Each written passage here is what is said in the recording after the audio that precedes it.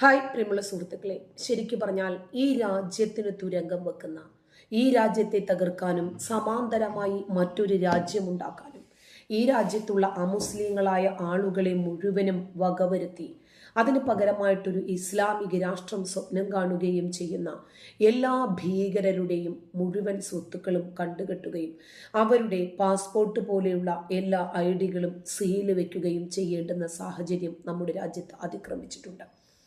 നമുക്കറിയാം, പോപ്പുലർ ഫ്രണ്ടിന്റെ റെയ്ഡിനോടനുബന്ധിച്ചിട്ടാണ് നമ്മുടെ നാട്ടിൽ പുതിയ ഒരു റൂള് തന്നെ വരുന്നത്. പൊതുമുതൽ നശിപ്പിച്ചാൽ അവരുടെ സ്ഥാവര ജംഗമ സ്വത്തുക്കളിൽ നിന്നും അത് ഈടാക്കിയെടുക്കണം.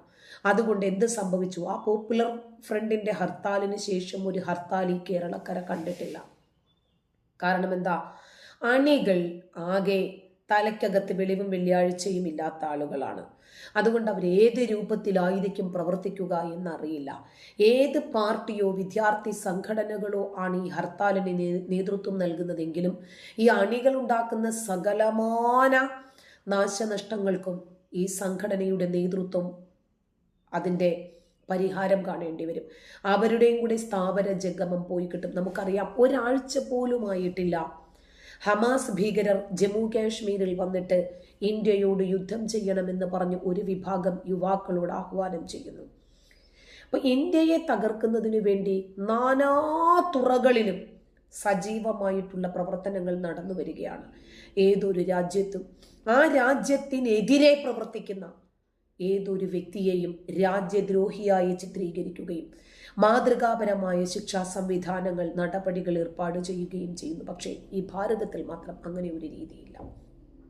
ഒരു പക്ഷേ നമുക്കറിയാം, സൗദി അറേബ്യയിൽ സൗദിക്കെതിരെ എന്തെങ്കിലും ഒന്ന് ചെയ്തു നോക്കട്ടെ. നമ്മൾ കണ്ടതാണ് ഇസ്രായേൽ ഹമാസ് യുദ്ധം വന്ന സമയത്ത് ഒരു സ്ത്രീ, ഒരു കുട്ടിയും വീട്ടിനകത്തിരുന്നിട്ട് ഹമാസ് ഭീകരർക്ക് അനുകൂലമായിട്ടൊരു കമന്റ് ഇട്ടതാ. ഏതാനും മിനിറ്റുകൾക്കകം ഇസ്രായേൽ ആർമി പറന്നിറങ്ങുന്നു അവരുടെ വീടുകളിൽ. പാക്ക് ചെയ്തോ, ഇറങ്ങിക്കോ, ഇത് ഞങ്ങളുടെ രാജ്യത്തിന്റെ മണ്ണാണ്, ഇത് ഈ രാജ്യത്തിനുള്ളതാണ്. ഈ രാജ്യത്തിനെതിരെ പ്രവർത്തിക്കുന്ന രാജ്യവിരുദ്ധർക്ക് ഇതിനകത്തിരുന്നിട്ട് ഹമാസിനു വേണ്ടി ഈ രാജ്യത്തിന് തുരങ്കം വയ്ക്കാനുള്ള പദ്ധതികൾക്ക് ആസൂത്രണം ചെയ്യാനുള്ള സ്ഥലമല്ല. എടുക്കാനുള്ളതെല്ലാം എടുത്തു. ഒരു നിശ്ചിത സമയം അവർക്ക് നൽകുന്നു ഇസ്രായേൽ ആർമി.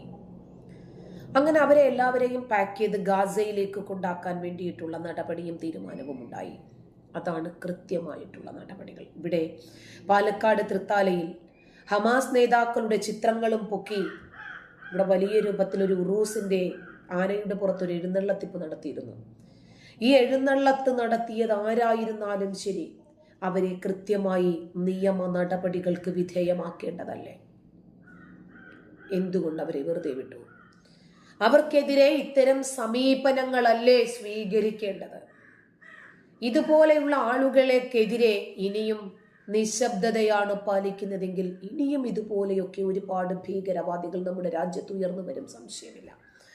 ഈ രാജ്യത്തുള്ളതുപോലെ രാജ്യവിരുദ്ധർ, ഈ രാജ്യത്തെ തകർക്കാൻ ശ്രമിക്കുന്ന ശക്തികൾ ഒരു രാജ്യത്തും ഉണ്ടാകില്ല. ഒരു രാജ്യത്തും. കാരണം ആ രാജ്യത്തൊക്കെ ഇരുന്ന് ആ രാജ്യത്തിനെതിരെ പ്രവർത്തിച്ചാൽ അവർക്ക് ഭയമുണ്ട്. ഇവിടെ പോപ്പുലർ ഫ്രണ്ടുകാർ തുർക്കിയുടെ അംബാസിഡറുമായിട്ട് സംസാരിക്കുന്നു, ഇറാന്റെ അംബാസിഡറുമായിട്ട് സംസാരിക്കുന്നു, പാകിസ്ഥാന്റെ, അഫ്ഗാനിസ്ഥാന്റെ, അൽഖ്വയ്ദയുടെ, ഐസിസിന്റെ. എന്തിനാണ്? ഈ നാട് തകർക്കണം. എന്നിട്ട് ഇസ്ലാമിക് സ്റ്റേറ്റ് സ്ഥാപിക്കുന്നതിന് വേണ്ടി ഈ രാജ്യത്തിൽ നിന്ന് കുറേ എണ്ണം കെട്ടി എഴുന്നള്ളിച്ച് പോയിട്ടുണ്ട്. എന്താണ് ഇവരുടെയൊക്കെ ലക്ഷ്യം? ഇവരൊക്കെ മുന്നോട്ട് വെക്കുന്ന ആശയങ്ങൾ എന്താണ്? അതുകൊണ്ട് ഈ ഭീകരവാദ പ്രവർത്തകരുടെ വീടുകളിൽ റെയ്ഡ് നടത്താനും ഇവരുടെ സ്ഥാവര ജംഗമങ്ങൾ മുഴുവനും കണ്ടുകെട്ടാനും പുതിയ നടപടികൾ വന്നിട്ടുണ്ട്. നിങ്ങൾ കണ്ടിരുന്നു, കേട്ടോ?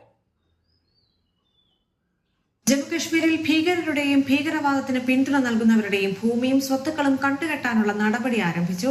പൂഞ്ച് ജില്ലയിൽ 28 ലക്ഷം രൂപ വിലമതിക്കുന്ന ഭൂമി കണ്ടുകെട്ടി. പാക് അധിനിവേശ ജമ്മുകശ്മീരിലേക്ക് പലായനം ചെയ്ത നജാബ്ദീൻ, മുഹമ്മദ് ലത്തീഫ്, ടിക്കാ ഖാൻ എന്നിവരുടെ സ്വത്തുക്കളാണ് പിടിച്ചെടുത്തത്. ജിഷ്ണു കൃഷ്ണൻ ചെയ്യുന്നുണ്ട്. ജിഷ്ണു, ഈ വാർത്തയുടെ കൂടുതൽ വിശദാംശം.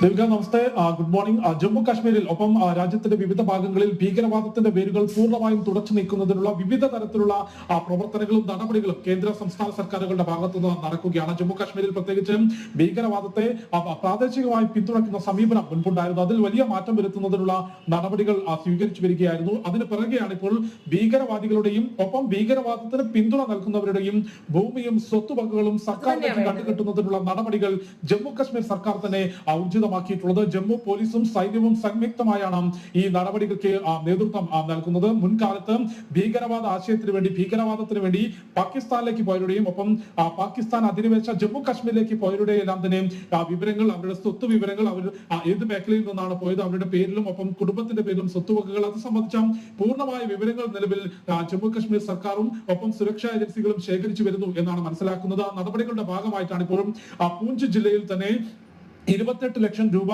വില വരുത്തുന്ന ഭൂമി കഴിഞ്ഞ ദിവസം ജമ്മു കശ്മീർ പോലീസും ഒപ്പം സർക്കാർ ഉദ്യോഗസ്ഥരും സൈന്യവും സംയുക്തമായി നടത്തിയ നടപടികളിലൂടെയും കണ്ടുകെട്ടിയിട്ടുള്ളത്. പൂഞ്ച് ജില്ലയിലെ നേരത്തെ പാകിസ്ഥാനിലേക്ക് പലായനം ചെയ്തു എന്ന് കണ്ടെത്തിയിട്ടുള്ള 3 പേരുടെയാണ്, അതായത് നജാമുദ്ദീൻ, മുഹമ്മദ് ലത്തീഫ്, ടിക്ക ഖാൻ എന്നിവരുടെ ഭൂമിയാണ് പിടിച്ചെടുത്തിട്ടുള്ളത്. പൂഞ്ച് ജില്ലയിൽ കസ്ബ, കിർണി ഗ്രാമങ്ങളിലാണ് ഇപ്പോൾ 28 ലക്ഷം രൂപ വില വരുന്ന ഭൂമി പിടിച്ചെടുത്തിട്ടുള്ളത്. സംസ്ഥാനത്തിന്റെ വിവിധ ഭാഗങ്ങളിൽ ഇത്തരത്തിൽ ഭൂമി ഏറ്റെടുക്കുന്നതിന് പിടിച്ചെടുക്കുന്നതിനുള്ള നടപടികൾ, അതിന്റെ വിശദാംശങ്ങൾ സർക്കാർ തലത്തിൽ ശേഖരിച്ചു വരികയാണ്. ശക്തമായ സൈനിക നടപടി ആർട്ടിക്കിൾ 370 പിൻവലിച്ചുകൊണ്ട് നടത്തിയിട്ടുള്ള അതിശക്തമായിട്ടുള്ള സൈനിക നടപടികളിലൂടെ ജമ്മു കാശ്മീരിൽ ഭീകരവാദത്തെ ഒരു പരിധി വരെ ഒതുക്കുന്നതിനും സമാധാനം പുനഃസ്ഥാപിക്കുന്നതിനും ഭാരതത്തിലെ മറ്റേതൊരു ഭൂപ്രദേശം പോലെ ജമ്മു കാശ്മീരിനെയും മാറ്റിയെടുക്കുന്നതിന് രാജ്യത്തിന്റെ ഭരണകൂടത്തിന് സാധിച്ചിരുന്നു. അവിടെ തെരഞ്ഞെടുപ്പ് നടന്നതിനു ശേഷം ഒമർ അബ്ദുള്ള സർക്കാർ അധികാരത്തിൽ വരുമ്പോൾ ഈ ഭീകരവാദത്തിന് അല്ലെങ്കിൽ വിഘടനവാദത്തിന് പിന്തുണ നൽകുന്ന ചില സമീപനങ്ങൾ ഉണ്ടാകും, നിലപാടുകൾ ഉണ്ടാകും എന്ന വലിയ പ്രചാരണം ഈ ഭീകരവാദ സംഘടനകൾ അല്ലെങ്കിൽ വിഘടനവാദികൾ തന്നെ നടത്തിയിരുന്നെങ്കിൽ പോലും ഒമർ അബ്ദുള്ള സർക്കാരിന്റെ ഭാഗത്തുനിന്ന് കേന്ദ്ര സർക്കാരിന്റെ നിലപാടുകളോട് യോജിക്കുന്ന, ഈ ഭീകരവാദത്തെ എതിർക്കുന്നതുമായി ബന്ധപ്പെട്ട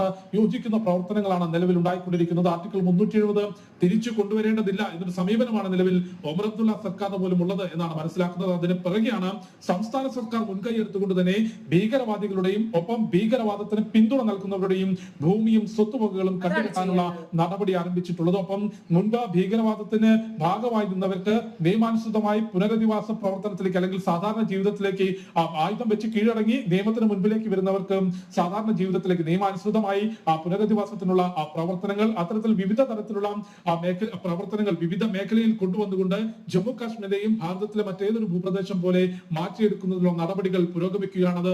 അന്തിമഘട്ടത്തിലേക്ക് ആ പ്രവർത്തനങ്ങൾ പൂർണ്ണതയിലേക്ക് എത്തുന്നു എന്നുള്ളതാണ് നിലവിൽ ജമ്മു കാശ്മീരിൽ നിന്ന് ലഭ്യമാകുന്ന റിപ്പോർട്ടുകൾ. അതിന്റെ ഭാഗമായിട്ടാണ് ഇത്തരത്തിൽ ഇനി ഒരു തലമുറ ഒരിക്കലും ഭീകരവാദത്തെ പിന്തുണയ്ക്കുകയോ അതിന്റെ പാതയിലേക്ക് പോകരുതെന്ന വ്യക്തമായ സന്ദേശം നൽകിക്കൊണ്ട് ഇത്തരത്തിൽ ഭീകരവാദികളുടെയും ഭീകരവാദത്തിന് പിന്തുണ നൽകുന്നവരുടെയും ഭൂമിയും സ്വത്തുവകകളും കണ്ടുകെട്ടുന്നതിനുള്ള നടപടികൾ സ്വീകരിക്കുന്നത്. ഇത് എത്രയോ നേരത്തെ തന്നെ ആകേണ്ടതായിരുന്നു. എന്നാൽ പോപ്പുലർ ഫ്രണ്ട് പോലെ, സിമി പോലെ ഉള്ള തീവ്രവാദ സംഘടനകൾ നമ്മുടെ രാജ്യത്ത് ഇത്രയും അധികം തഴച്ചു വളരുമായിരുന്നില്ല. നന്ദി.